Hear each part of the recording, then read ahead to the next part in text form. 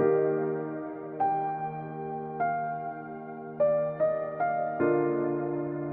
everyone, my name is Sarah Mackenzie. I am an indie author and I suffer of chronic illnesses. So don't mind this video and the noise. Usually I'm very shy. I'm very rarely record my voice or address the camera directly. So today I wanted to talk to you about my personal journey through chronic illness on this Author Quest episode. The first thing I wanted to bring up is chronic illnesses are the most misunderstood of all, mainly because they're invisible to the naked eye.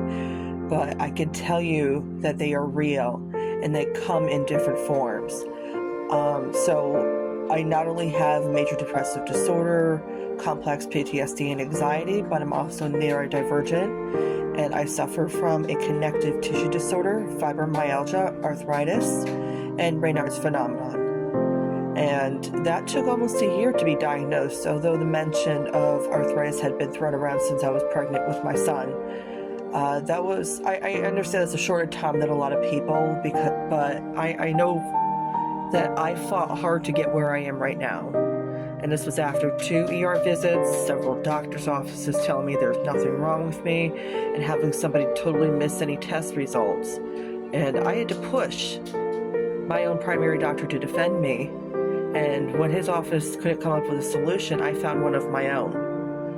So all of this and the neurodivergent in me is terrified. And I still am.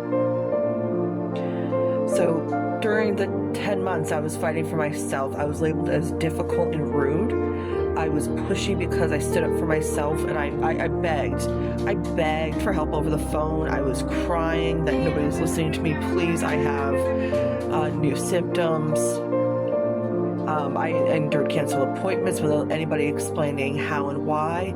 And all the while, I was doubting myself. I felt like an imposter, an atypical Karen, just the person that nobody wants to deal with.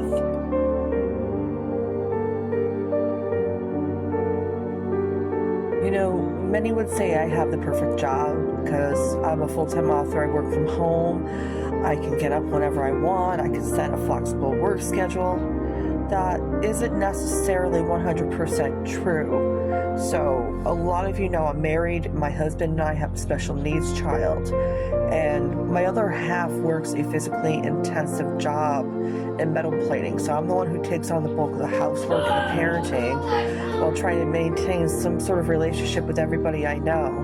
So while our son is semi-independent, he still needs guidance and a set schedule and routine. And he also needs more understanding about the world around him. You know, 'cause he's right now, he's soaking everything in so fast. So for a lot of this on a parenting end, it's just easier to grin and bear it because the amount of rejection we've received. We don't have anybody locally that we can fully rely on. And I know that's a concept that a lot of you don't understand. But it does happen sometimes where it's just you and your grind. Sorry, I took a minute, but, when I have that time alone, when my son is occupied and my husband isn't in my corner, my office, this corner of the house, I just realize how much has changed since acknowledging that we have all needed help. It is just all the things that we endured under a system of ableism and stereotypes around us and things that we grew up with. And that in and of itself is narcissistic because nobody can follow the same standard. So for the moment, how this relates to me being an author, I can still write. I can't handwrite as much because it hurts.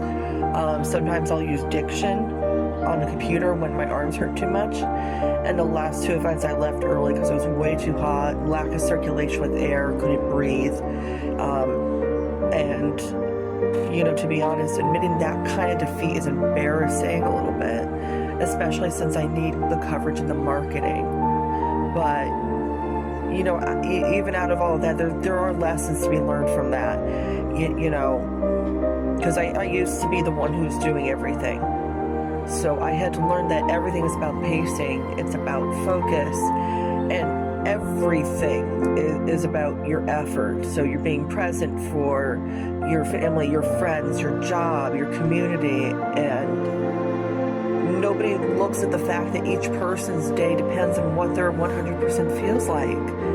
And a lot of people without chronic illness cannot comprehend that it's never ending. They're kind of in this expectation that one's going to be well in an instant doing XYZ, just like they do.